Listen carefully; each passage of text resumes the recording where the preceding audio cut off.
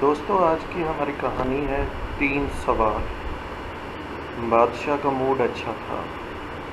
وہ نوجوان وزیر کی طرف مڑا اور مسکرا کر پوچھا، تمہاری زندگی کی سب سے بڑی خواہش کیا ہے؟ وزیر شرما گیا۔ اس نے منہ نیچے کر لیا۔ بادشاہ نے کہہ کر لگایا اور بولا، تم گھبراؤ مت، بس اپنی زندگی کی سب سے بڑی خواہش بتاؤ۔ وزیر گھٹنوں پر جھکا اور عاجزی سے بولا، حضور، آپ دنیا کی خوبصورت ترین سلطنت کے مالک ہیں۔ میں جب بھی یہ سلطنت دیکھتا ہوں تو میرے دل میں خواہش پیدا ہوتی ہے، اگر اس کا 10واں حصہ میرا ہوتا تو میں دنیا کا خوش نصیب ترین شخص ہوتا۔ وزیر خاموش ہو گیا۔ بادشاہ نے کہہ کر لگایا اور بولا، میں اگر تمہیں اپنی آدھی سلطنت دے دوں تو؟ وزیر نے گھبرا کر اوپر دیکھا اور عاجزی سے بولا، بادشاہ سلامت، یہ کیسے ممکن ہے؟ میں اتنا خوش قسمت کیسے ہو سکتا ہوں؟ بادشاہ نے فوراً احکامات لکھنے کا حکم دیا۔ بادشاہ نے پہلے حکم کے ذریعے اپنی آدھی سلطنت نوجوان وزیر کے حوالے کرنے کا فرمان جاری کر دیا۔ دوسرے حکم میں بادشاہ نے وزیر کا سر قلم کرنے کا آرڈر دے دیا۔ وزیر دونوں احکامات پر حیران ہوا۔ بادشاہ نے احکامات پر مہر لگائی اور وزیر کی آنکھوں میں آنکھیں ڈال کر بولا، تمہارے پاس 30 دن ہیں۔ تم نے ان 30 دنوں میں صرف 3 سوالوں کے جواب تلاش کرنا ہے۔ تم کامیاب ہو گئے تو میرا دوسرا حکم منسوخ ہو جائے گا اور تمہیں آدھی سلطنت مل جائے گی، اور اگر تم ناکام ہوئے تو پہلا حکم خارج سمجھا جائے گا اور دوسرے حکم کے مطابق تمہارا سر اتار دیا جائے گا۔ وزیر کی حیرت پریشانی میں بدل گئی۔ بادشاہ نے اس کے بعد فرمایا، میرے 3 سوال لکھ لو۔ وزیر نے لکھنا شروع کر دیا۔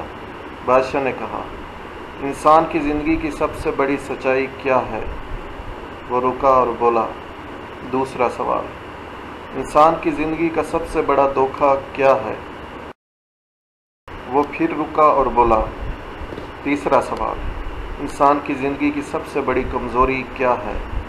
بادشاہ نے اس کے بعد نکارے پر چوٹ لگوائی اور بآواز بلند فرمایا، تمہارا وقت شروع ہوتا ہے اب۔ وزیر نے دونوں پروانے اٹھائے اور دربار سے دوڑ لگا دی۔ اس نے اس ملک بھر کے دانشور، ادیب، مفکر، ذہین لوگ جمع کیے، سوال ان کے سامنے رکھ دیے۔ ملک بھر کے دانشور ساری رات بحث کرتے رہے، لیکن وزیر نے دوسرے دن دانشور بڑھا دیے، لیکن نتیجہ وہی نکلا۔ وہ آنے والے دنوں میں لوگوں کو بڑھاتا رہا، مگر اسے کوئی تسلی بخش جواب نہ مل سکا، یہاں تک کہ وہ مایوس ہو کر دل اور حکومت سے باہر نکل گیا۔ وہ سوال اٹھا کر پورے ملک میں پھرا، مگر اسے کوئی تسلی بخش جواب نہ مل سکا۔ وہ مارا مارا پھرتا رہا، شہر شہر، گاؤں گاؤں کی خاک چھانتا رہا۔ شاہی لباس پھٹ گیا، پگڑی ڈھیلی ہو کر گردن میں لٹک گئی، جوتے پھٹ گئے اور پاؤں میں چھالے پڑ گئے، یہاں تک کہ شرط کا آخری دن آ گیا۔ اگلے دن اس نے دربار میں پیش ہونا تھا۔ وزیر کو یقین تھا یہ اس کی زندگی کا آخری دن ہے، کل اس کی گردن اڑا دی جائے گی، جس شہر کے مرکزی پل پر لٹکا دیا جائے گا۔ وہ مایوسی کے عالم میں دارالحکومت کی کچی آبادی میں پہنچ گیا۔ آبادی کے سرے پر ایک فقیر کی جھونپڑی تھی۔ وہ گرتا پڑتا اس کٹیا تک پہنچ گیا۔ فقیر سوکھی روٹی پانی میں ڈبو کر کھا رہا تھا، ساتھ ہی دودھ کا پیالہ پڑا تھا، اور فقیر کا کتا شڑپ شڑپ کی آواز کے ساتھ دودھ پی رہا تھا۔ فقیر نے وزیر کی حالت دیکھی، کہکا لگایا اور بولا، جناب عالی، آپ صحیح جگہ پہنچے ہیں، آپ کے 3 سوالوں کے جواب میرے پاس ہیں۔ وزیر نے حیرت سے اس کی طرف دیکھا اور پوچھا، آپ نے کیسے اندازہ لگا لیا میں کون ہوں اور میرا مسئلہ کیا ہے؟ فقیر نے سوکھی روٹی کے ٹکڑے چھابے میں رکھے، مسکرایا، اپنا بورا اٹھایا اور وزیر سے کہا، یہ دیکھیے، آپ کو بات سمجھ آ جائے گی۔ وزیر نے جھک کر دیکھا، بورے کے نیچے شاہی خلعت بچھی تھی۔ یہ وہ لباس تھا جو بادشاہ اپنے قریب ترین وزراء کو عنایت کرتا تھا۔ فقیر نے کہا، جناب عالی، میں بھی اس سلطنت کا وزیر ہوتا تھا۔ میں نے بھی ایک بار آپ کی طرح بادشاہ سے شرط لگانے کی غلطی کر لی تھی، نتیجہ آپ خود دیکھ لیجیے۔ فقیر نے اس کے بعد سوکھی روٹی کا ٹکڑا اٹھایا اور دوبارہ پانی میں ڈبو کر کھانے لگا۔ وزیر نے دکھی دل سے پوچھا، کیا آپ بھی جواب تلاش نہیں کر سکے تھے؟ فقیر نے کہکہ لگایا اور جواب دیا، میرا کیس آپ سے مختلف تھا، میں نے جواب ڈھونڈ لیے تھے، میں نے بادشاہ کو جواب بتائے، آدھی سلطنت کا پروانہ پھاڑا، بادشاہ کو سلام کیا اور اس کٹیا میں آ کر بیٹھ گیا۔ میں اور میرا کتا دونوں مطمئن زندگی گزار رہے ہیں۔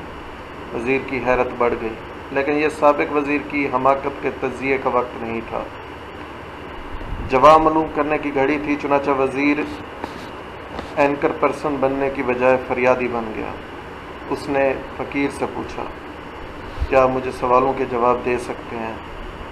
فقیر نے ہاں میں گردن ہلا کر جواب دیا، میں پہلے 2 سوالوں کا جواب مفت دوں گا، لیکن تیسرے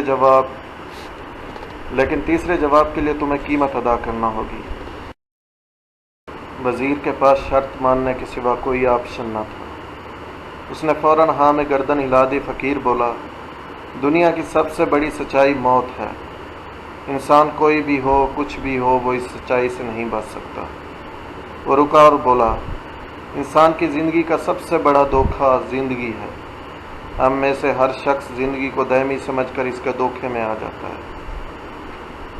فقیر کے دونوں جواب ناقابل تردید تھے۔ وزیر سرشار ہو گیا۔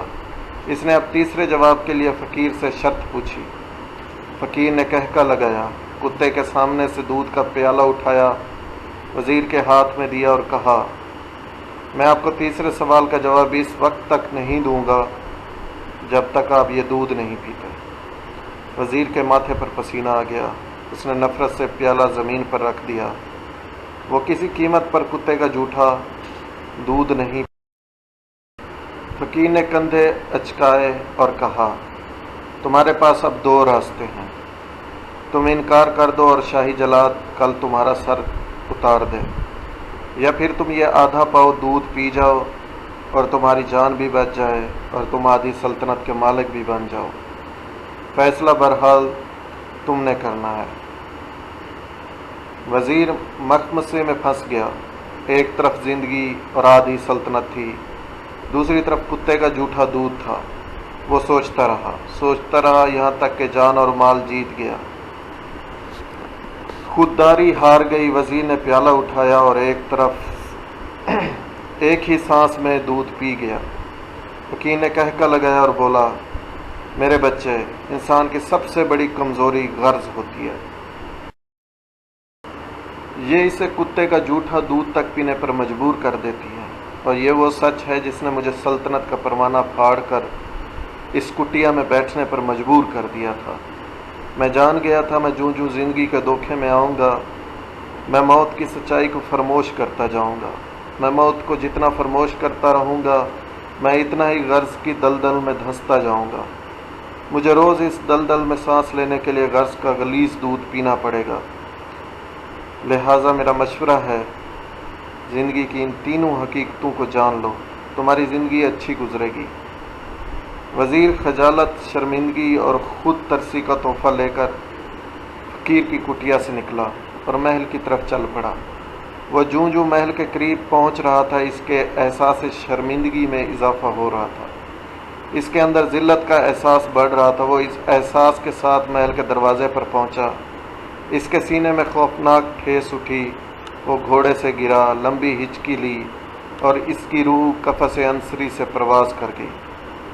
ہمیں کسی دن کسی ٹھنڈی جگہ پر بیٹھ کر زندگی کے ان بنیادی سوالوں پر ضرور غور کرنا چاہیے۔ ہمیں یہ سوچنا چاہیے کہ ہم لوگ کہیں زندگی کے دھوکے میں آ کر غرض کے پیچھے تو نہیں بھاگ رہے، ہم لوگ کہیں موت کو فراموش تو نہیں کر بیٹھے۔